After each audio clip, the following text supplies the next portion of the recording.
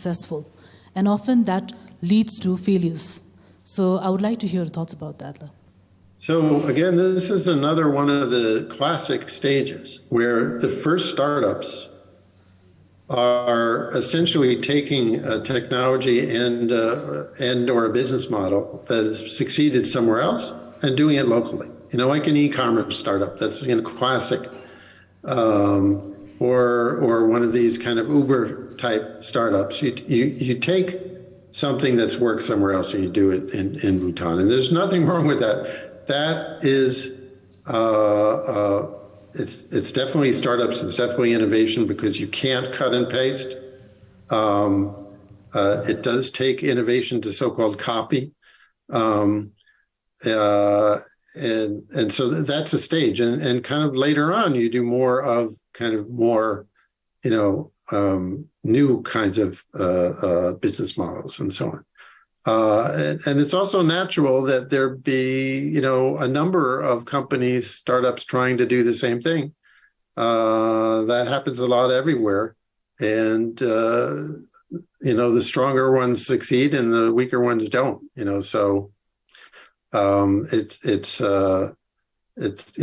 just have to realize that if you're getting into a crowded market or a crowded space, it can be a good thing and a bad thing. Thank you. We had scheduled this for about an hour, so we are almost closing towards the hour. So before I ask you for your closing comments, there's so much of disruption that's happening around with the established industries. You talked about the AI chatbot. I've been reading some news about the breakthrough in fusion in last couple of days in the US, and the Starlinks and the other stuffs. Country like Bhutan, we, as you rightly mentioned in your talk, that we may leapfrog, and these are potential opportunities. But of course, we do need capital for that. We do need a mindset for that. And a lot of things are happening in Bhutan in terms of transformation that we are able to latch on to some of these opportunities to leapfrog. But the question I wanted to ask you was, in your thoughts, 10 years hence, or 5 years, 10 years, what do you think are the biggest opportunities? Where should, maybe a difficult question to ask, where should Bhutan focus, but what are the biggest trends in technology that a small country like Bhutan can look at so that we can not be disrupted, but we can take advantage of the disruptions that is happening? Yeah, so I think it's important to realize that not only is everything accelerating, I think everything is starting to go faster than even the people like me who were kind of aware of this realized. And this is really the significance of that chatbot. It's much better than anybody expected, and these AI developments are coming faster. So that means that the next decade is going to be incredible. This decade that we're in, just hold on to your seats. We're not going to be able to keep up with the pace of innovation in terms of adopting. There's been so much technology out there to play with, to do new things with. We won't be able to keep up with it.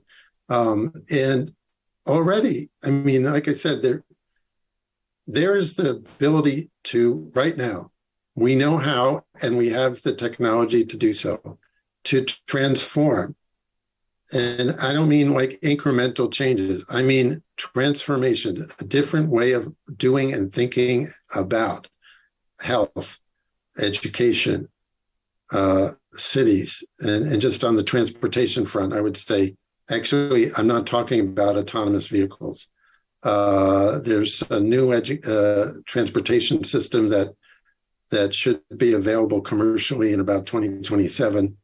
That's actually not that complicated, but it doesn't exist now, and that is, it's with an elevated track and very small vehicles, 2-seat pods that zip along, at the speed of a, high-speed train, and go directly from anywhere in one city to anywhere in another city. And they cost a fraction to build, a fraction of what, light rail and high-speed rail costs because you're talking about small pods and elevated track. And I believe this new system, it's called, I call it personal mass transit, will be amazing in terms of connecting countries within countries and solving traffic. And again, some countries are going to adopt this first. Some countries are going to have the health of the future first. Some will have the education of the future first. Some will have transportation and internet of the future first. The question is which countries? And the answer to that could be any country. It could be Bhutan. That's what's amazing about the situation today. It's an adoption race, not a creative race in terms of these the two types of innovation. It's about implementation and adoption, and that's not a technology, and it's something much harder. It's a mindset, and it's a competence, and it's courage to be first. So, I'll give another example in terms of Israel, where we were great at adoptive innovation. We were the first country to vaccinate the whole country at incredible speed. And that's because our government decided, even before the vaccine was developed, we're going to be the first, and it worked. And this was even a vaccine that nobody had tried, a whole new technology that nobody had ever used. And yet we were willing to be the first, to be the guinea pigs of the world. And so that attitude is very important. And we don't have that attitude across the board in Israel, but in that case we did. And it saved a lot of lives. And it, I think, helped the rest of the world because a lot of data came out of Israel about how the vaccine actually was working that helped the whole world. So Bhutan could do this too. And I think the most wonderful thing would be as if we did it together. Thank you, Ms. Singer. Before I call for a closing comment, if there's any one quick question, we have one from the floor. Thank you, Mr. Singer. It's so nice of you to also put Bhutan under a small country group. You also said smallness is a strength, but how small is the smallest? You might as well look at our population and the size of our country too, and we are far, far small. So I'm asking this because most of our entrepreneurs, and for that matter, even innovators, they say we do not have a sustainable market for that. For any entrepreneur to take it to a market, we need a sizable market. So this is not happening here. So on this, I'm asking, is there any benchmark?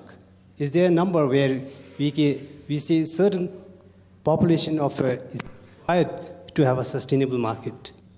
Yeah. So Israel is about 9 million people today. So yes, we're bigger than you, but we're so small. We also, the Israeli startups, a lot of them they just ignore the Israeli market for that reason. So basically,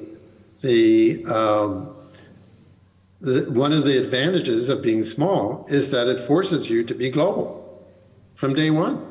That's what Israeli startups all along. We've been global from day one because we had no choice. And that's even more true for Bhutan. Think about big countries.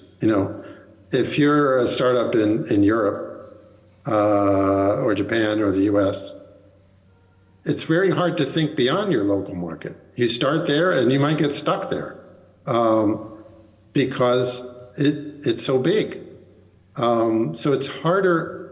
Basically, the interesting thing is that it's easier in small countries to think globally, but it's harder to think big because your market is so teeny. You're not used to thinking in terms of great size. So it's easier to think globally, harder to think big. And big countries, it's the opposite. It's easier to think big, And we find, American companies, they think, historically, they've always thought bigger than Israeli companies. But it's harder for them to think globally. I mean, the US is a bad example because the US is good at both. But in most countries with big markets, they're better at thinking big than those of us from small countries, but they're not as good at thinking globally. So it's still an advantage, even though you're smaller than Israel. Thank you, Ms. Singer. Maybe I will invite you to have your closing comments as we have reached about an hour of our engagement. So I would just sum it up that it's important for in terms of thinking about education, that it's important to think about kids being challenged, young people being challenged. And that's probably the most important thing. And that challenge with solving real problems. One of the great things actually about Israel is that we don't just think about the individual. We think about the group, we think about the community, we think about the country.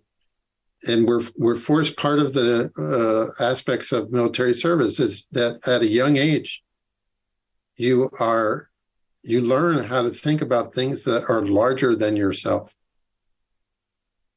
I mean, think about most kids coming out of school. They're self-centered. It's natural. But then here in Israel, you realize that you're not the center of the world. You're not the most important thing. These things that are bigger than you, like your family, your community, your country, are more important than you. You're important too, but there are these bigger things that you need to care about, that you need to work for. And I think that what Bhutan is now thinking of doing that can go far in creating that kind of character. That's one thing. The other is don't do it all yourself. Don't think that you have to do everything yourself. You need to innovate with other countries, with other people. The more open you are, the faster you'll grow as a system, the more you'll be able to innovate. And the third thing, maybe my most important message, is the importance of adaptive innovation. Be the first to have the health of the future, education future, whatever of the future that's very different than what we have today. Take advantage of the fact that you're small, and take advantage of the fact that you can leapfrog, that you can go directly to something much better and different, because the status quo isn't holding you back as much as it is in more advanced country. And I say advanced kind of in quotation, because their being advanced may be a weakness because it's harder for them to leapfrog. And lastly, I do hope to see you in Bhutan, and I do very much hope as well that more Israelis will come to Bhutan, and more people from Bhutan, particularly entrepreneurs, will come here and get inspired, because it's very energizing to come to a place where everyone around you, everyone in every coffee shop, has a laptop open and is doing a startup. It can be lonely to be an entrepreneur. So come here and visit. And actually, that's something the government can do as well, is try to subsidize those kind of connections in both directions. There's a thing called trade missions. That's the old-fashioned way of connecting countries economically. We should have innovation missions, meaning we bring the entrepreneurs from our country to another country to connect with the other country. So we accelerate the process of connecting with other countries. I think governments can play a great role in doing that. And they don't, and it's something so simple. So I hope to see you in Bhutan, and it's been an honor for me to be part of this event.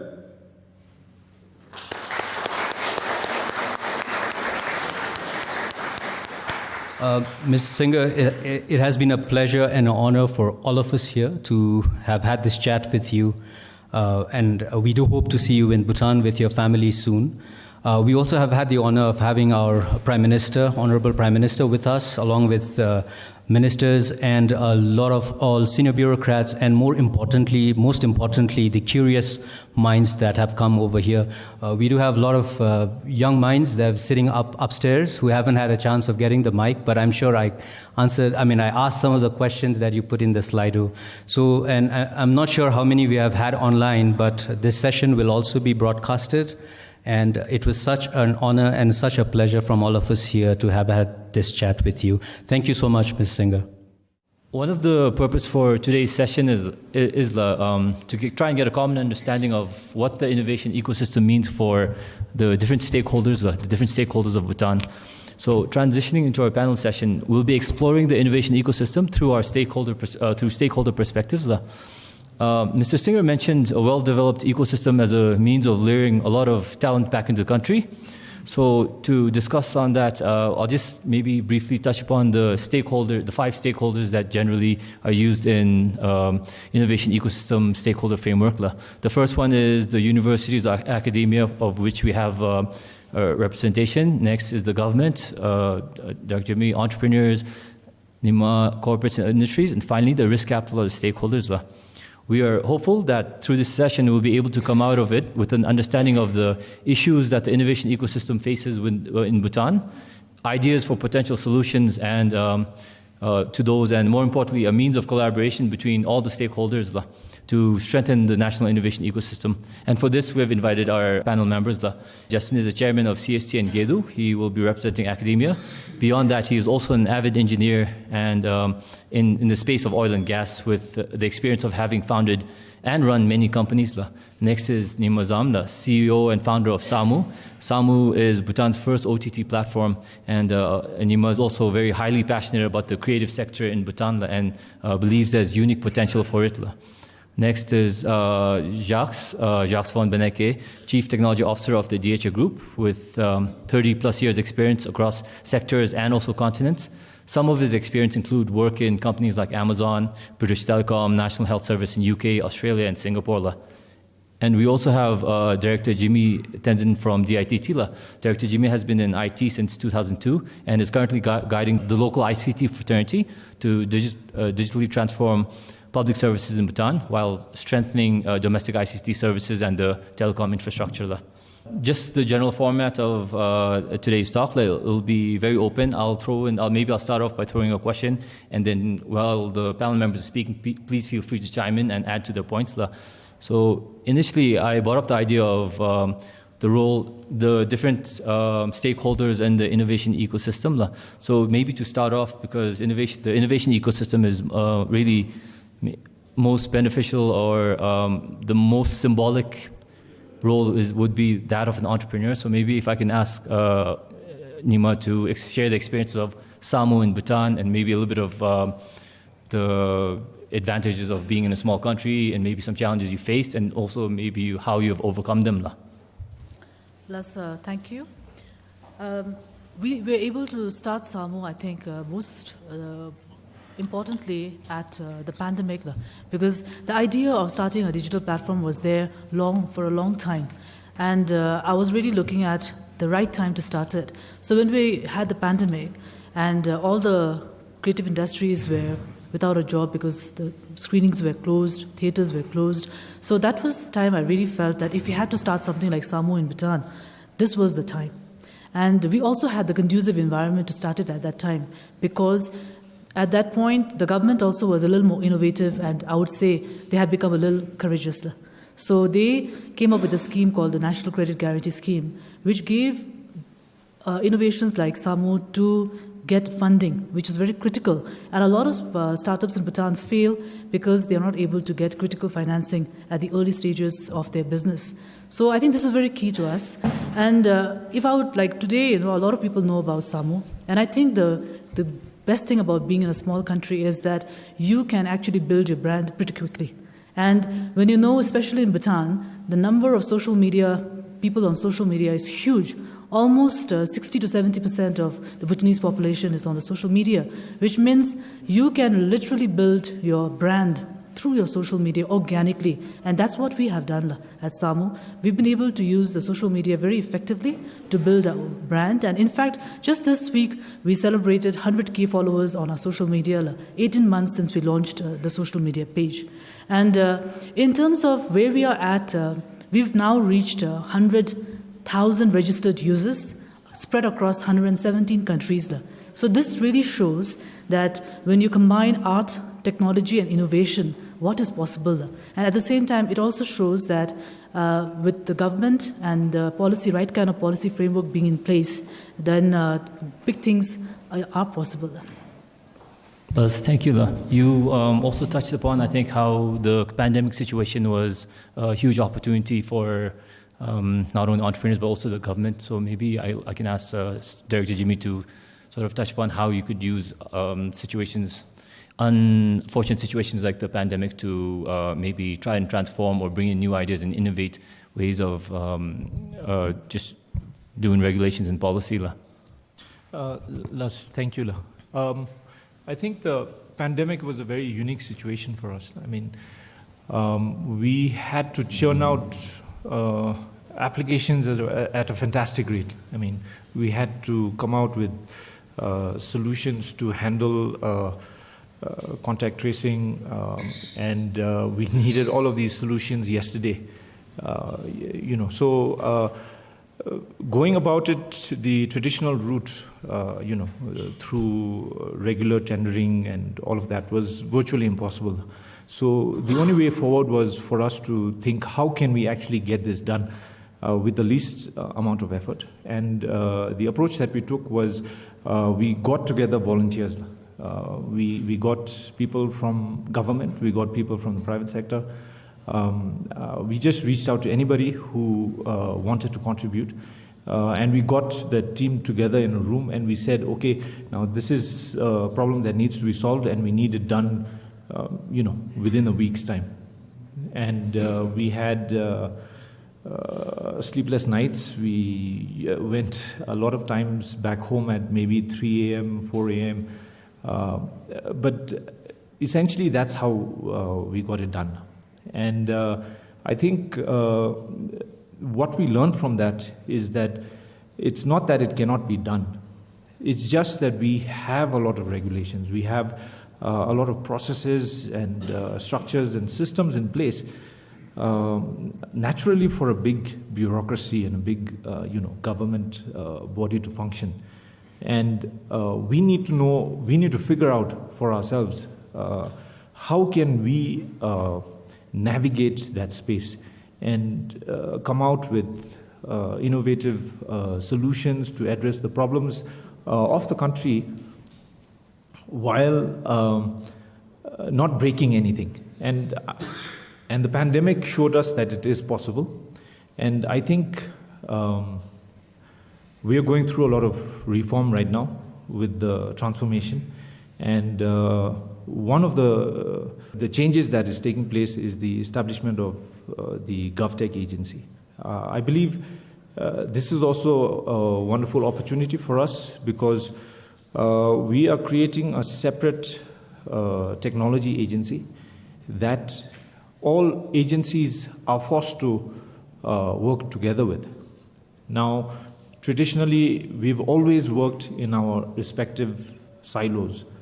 And it's been very difficult for agencies to look, across their own challenges and look at things from a whole of nation or a whole of government perspective.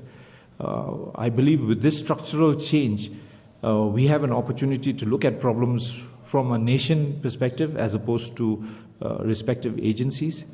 And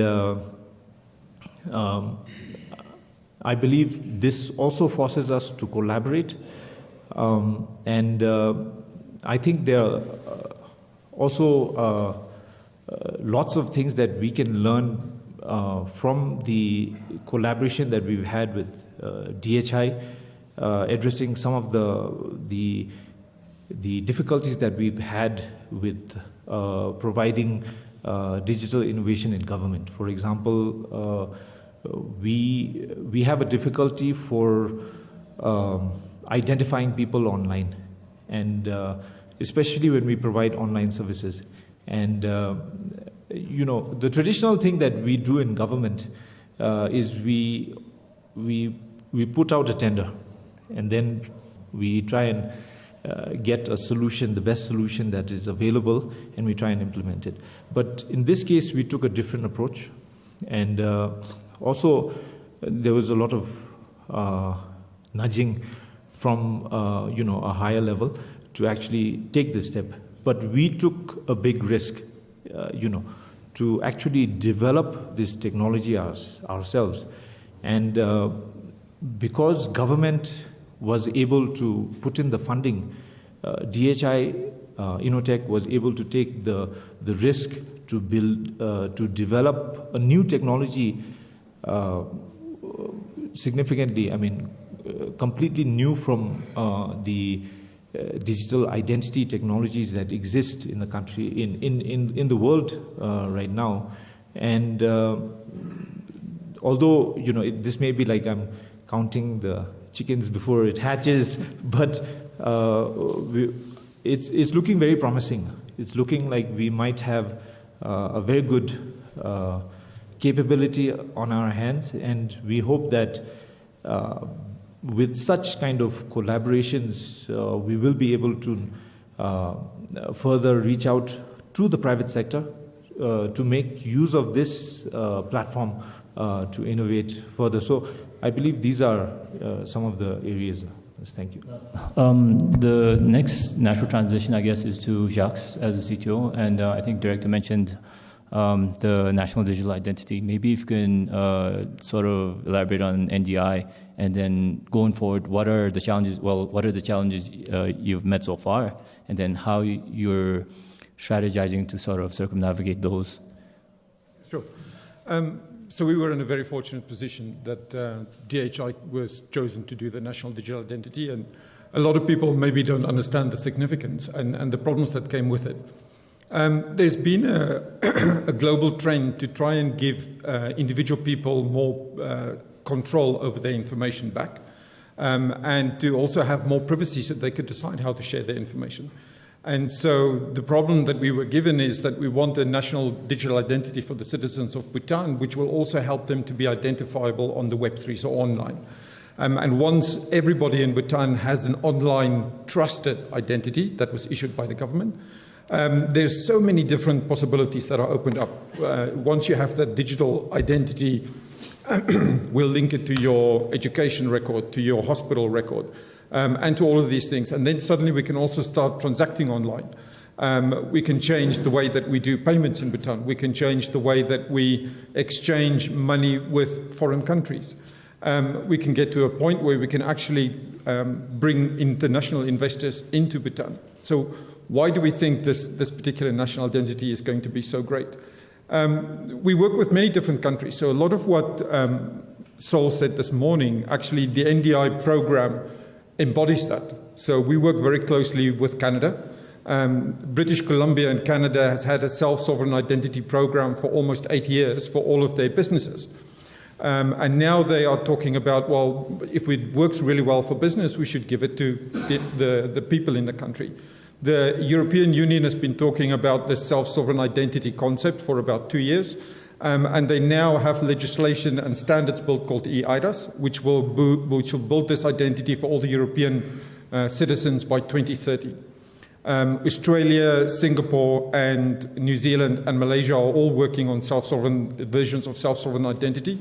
And they have time frames of 2025 to 2030, somewhere in that range. Same with the US. So Bhutan is trying to leapfrog all of them, just like Saul suggested that we should. So we are the first government that are actually going to give an SSI identity to its people.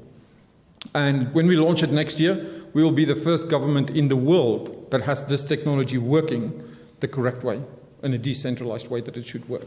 So we've managed to skip all the parts. So today we have CID, and everybody has a CID, but it's a paper card, and it's quite easy for people to remember somebody else's CID, and we see quite a lot of fraud with people using other people's CID cards.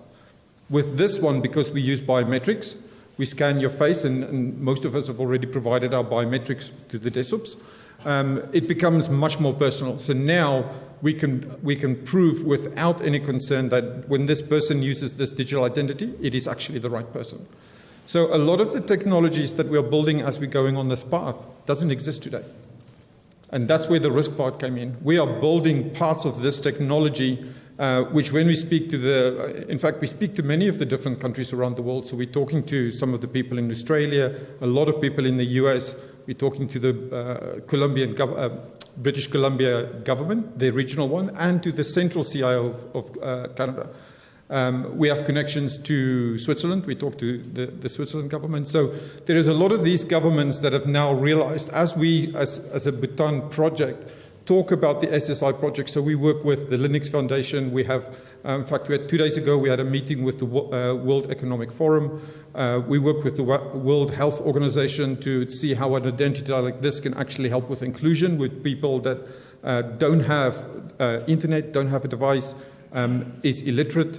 So there's lots of these global organizations that are very keen and talks to us all the time and listens to us, because lots of the stuff that we are building and testing, the rest of the world's just talking about. So we've kind of become the world's testing place.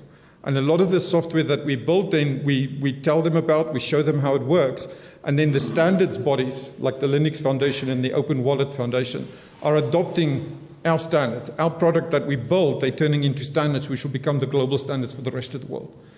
So, we feel very privileged in DHI that we were trusted with this, and it was a very high-risk project. And today we have an app on iOS and we have an app on Android. And we'll start doing bigger tests with this national digital identity, actually working with DCRC and with Bob Bank and with a couple of other places like RUB and some of the government services that we're working with Director Jigme.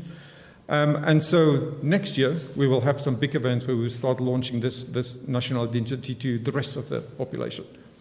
And I think the biggest benefit that we will see as Bhutanese people is that now the rest of the world is suddenly going to realize, but there's a technology and an innovation hub and an innovation thing that's happening in Bhutan.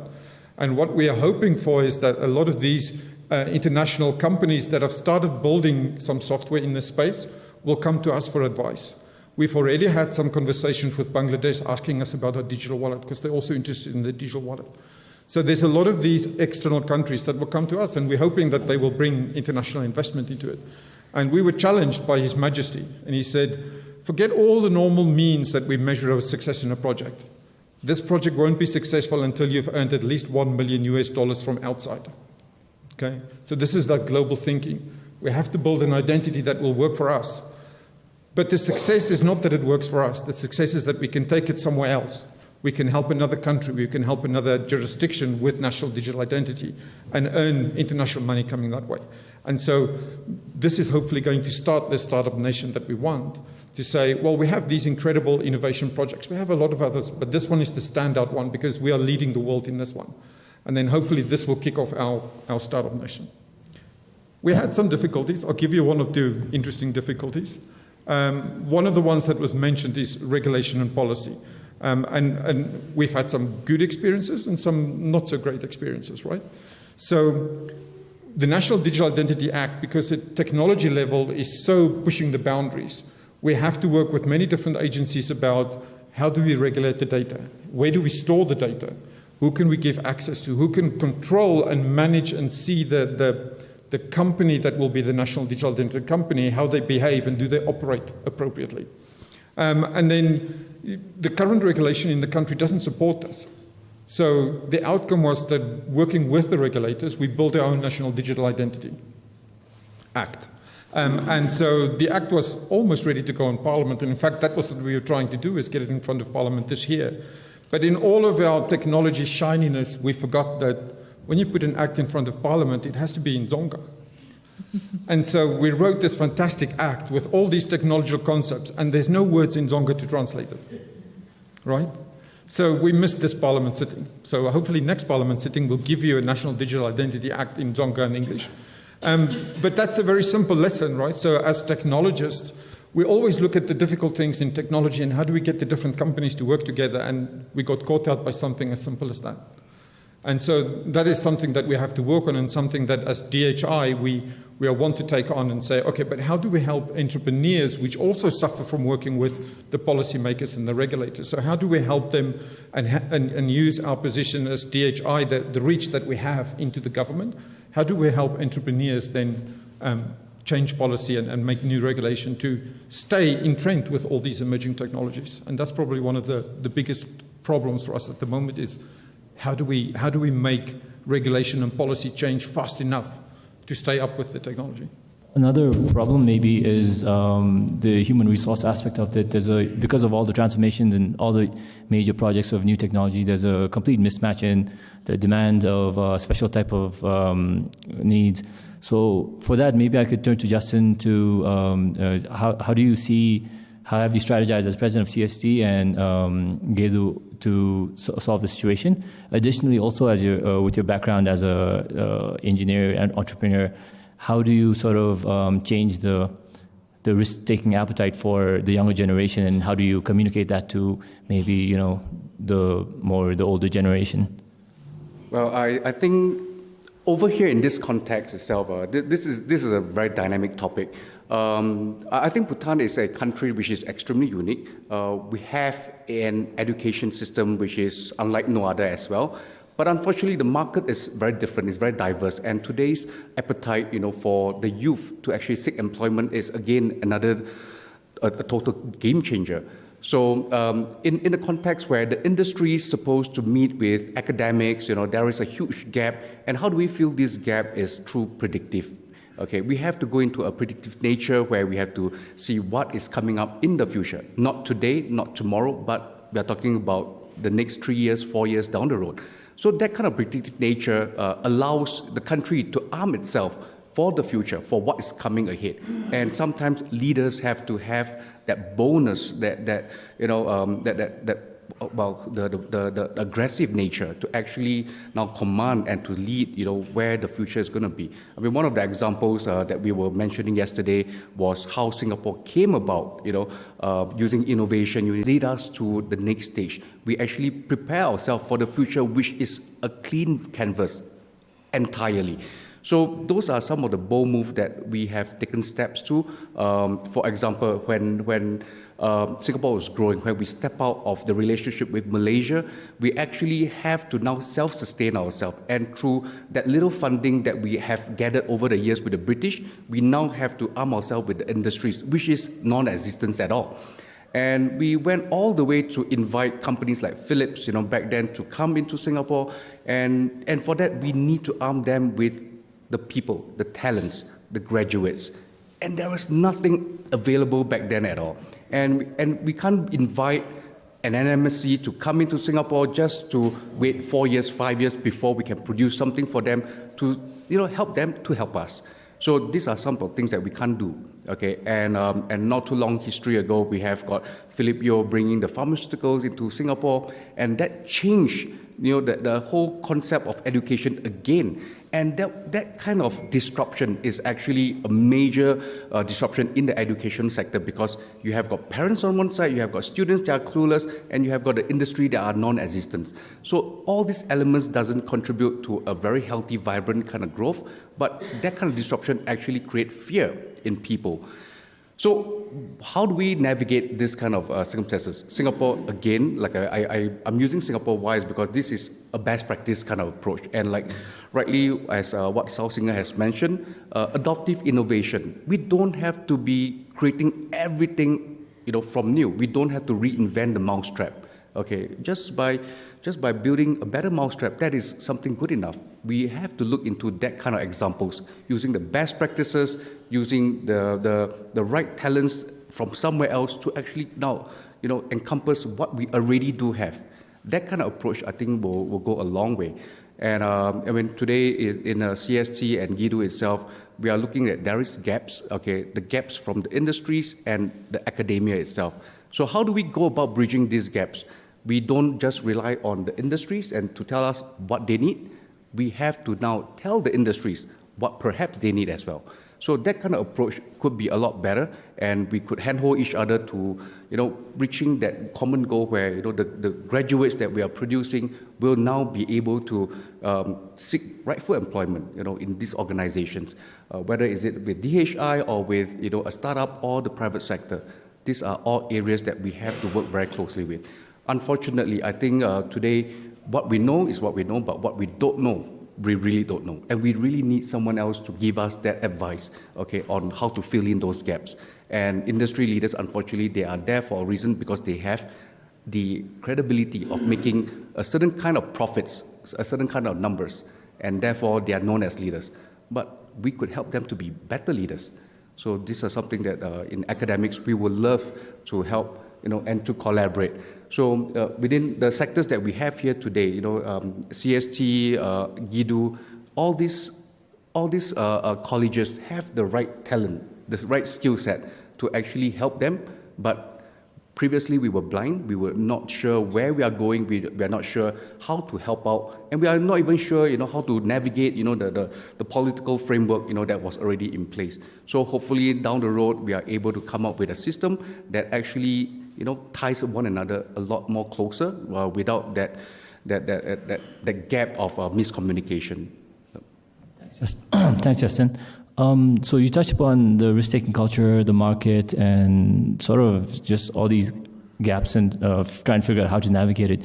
Maybe, Nima, you can share the experiences of Samu of how you do. So because it's such a successful startup, I'd say, and how you navigated the challenges in the past, and then what are the risks you see going forward. And additionally, in our last conversation, you were also talking about not only the local market, but the foreign markets. So maybe I think the crowd would be interested in hearing about what your future plans may be around that. Yes. I think, I always say this when I'm asked about my journey at Samu, is that everybody looks at us and they think that we are extremely successful. Because, if you go anywhere in the country right now and if you ask people about OTT and Samu, they know it. Even if it's in the villages, wherever there is internet access, people know about Samu. And I think that definitely is a success that we take pride in. But at the same time, it wasn't easy. When we started our journey at Samu, we were told, we saw that there was a big push for digital businesses at the time. And when we went to the banks and we told them about how we wanted to do our business, they said, yes, everything is in place for you to do your business, And we went to RMA, and RMA also told us, yes, we have the payment gateways ready to do business, And 3 months before we went live, when we started testing the payment gateways, we realized that the most critical requirements for our payment gateways